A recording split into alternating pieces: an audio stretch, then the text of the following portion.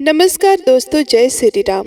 स्वागत है आप सभी का हमारे YouTube चैनल में। दोस्तों, आज की जो कहानी मैं आप लोगों के सामने लेकर आई हूँ, आज की जो ये कहानी है, ये कहानी ज्ञान से परिपूर्ण है और साथ ही साथ बहुत ही प्रेरणादायक है। यदि आप सभी लोगों ने आज की इस कहानी को सुन लिया तो दोस्तों आप सभी लोग कभी भी अपने भाग्य के भरोसे नहीं बैठेंगे। आप लोग अपने कर्मों में विश्वास रखेंगे। आज की जो कहानी है, आज की कहानी हमें यही सीख देकर जाएगी कि भाग्य का लिखा कभी भी नहीं मिटता। दोस्तों, आपने एक कहावत भी सुनी होगी हमारे बड़े बुजुर्गों से कि हमारे भाग्य में जो लिखा होता है वो भाग कर आता है और जो हमारे भाग्य में नहीं लिखा होता वो आकर भी चला जाता है। तो इसलिए दोस्तों, हमें कभी भी अपने भाग्य के भरोसे नहीं बैठना चाहिए। हमें अपने कर्म के अनुसार निरंतर प्रयास करना चाहिए, क्योंकि कहते हैं कि जब हमारे कर्म प्रबल होते हैं तो हमारे कर्म के आगे हमारे भाग्य को भी झुकना पड़ता है। लेकिन दोस्तों, यदि आप लोग भाग्य के भरोसे ही बैठे रहेंगे, कर्म नहीं करेंगे,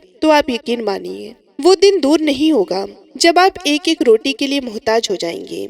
इसलिए दोस्तों, मेरा आप सभी से निवेदन है कि आप लोग कभी भी अपने भाग्य के भरोसे नहीं बैठे। यदि आपके भाग्य में है तो वो आपको मिलकर ही रहेगा, लेकिन हाँ, आप अपने कर्मों को करते रहिए, क्योंकि कहते हैं कि कर्मों से ही इंसान महान बनता है। तो दोस्तों, चलिए ज्यादा समय ना लेते हुए बढ़ते हैं वीडियो में और सुनते हैं आज की इस कहानी को, जो कि हमारी कहानी का टाइटल है भाग्य का लिखा कभी भी नहीं मिटता।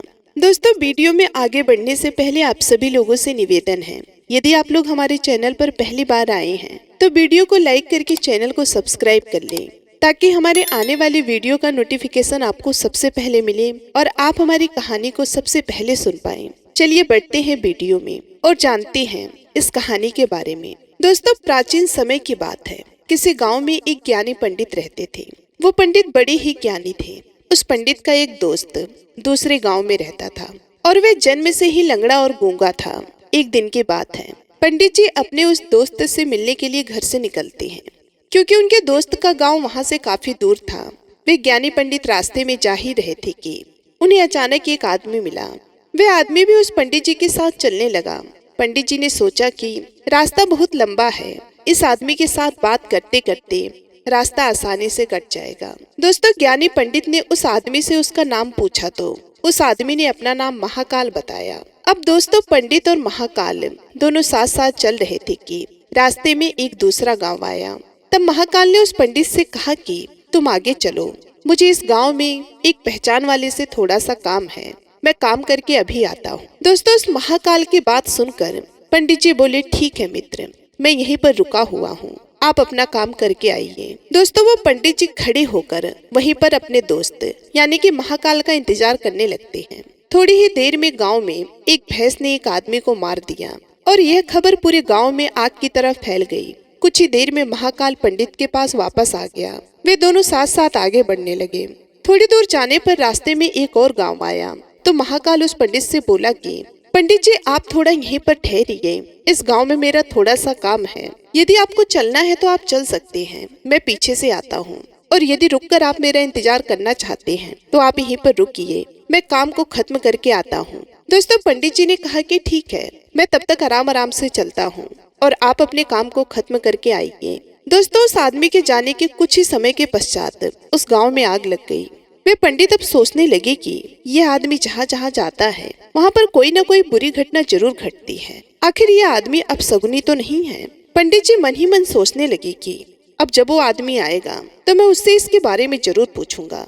दोस्तों, ये सारी बातें पंडित जी सोच ही रहे थे कि तब तक महाकाल वहाँ पर आ जाता है। अंततः उस पंडित जी ने महाकाल से पूछ ही लिया कि भाई, तुम कौन हो? तुम जहाँ पर भी जाते हो वहाँ पर कोई न कोई बुरी घटना जरूर घटती है, वहाँ पर कोई न कोई अनहोनी जरूर होती है। आखिर तुम हो कौन? मुझे सच सच बताओ।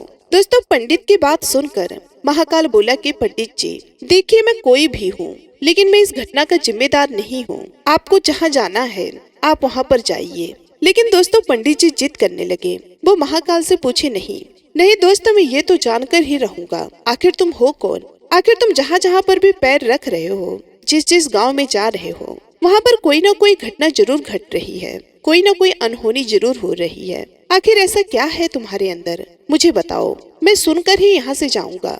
दोस्तों, पंडित की बात सुनकर महाकाल बोला कि हे पंडित, यदि तुम नहीं मान रहे हो तो सुनो, मैं कौन हूँ। मैं यमदूत हूँ।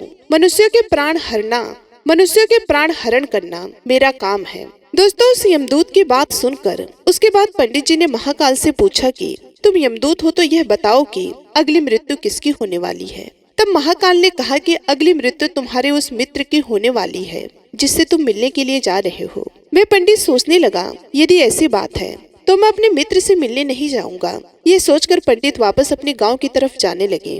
दोस्तों, महाकाल ने पंडित को वापस जाते हुए देखकर कहा कि तुम जो सोच रहे हो ऐसा कुछ भी नहीं होगा।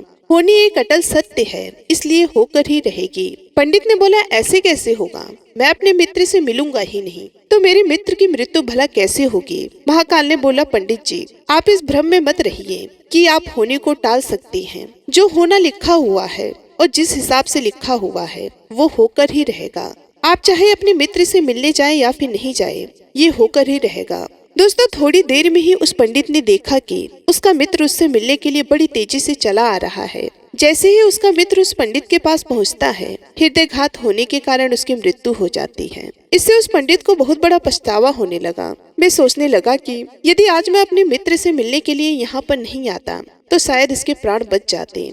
दोस्तों, अब वह पंडित उस महाकाल से पूछता है कि अच्छा तुम यह बताओ कि मेरी मृत्यु कब और कैसे होगी। तब महाकाल ने कहा कि तुम्हारी मृत्यु ठीक 6 महीने बाद दूसरे राज्य में फांसी लगने से होगी।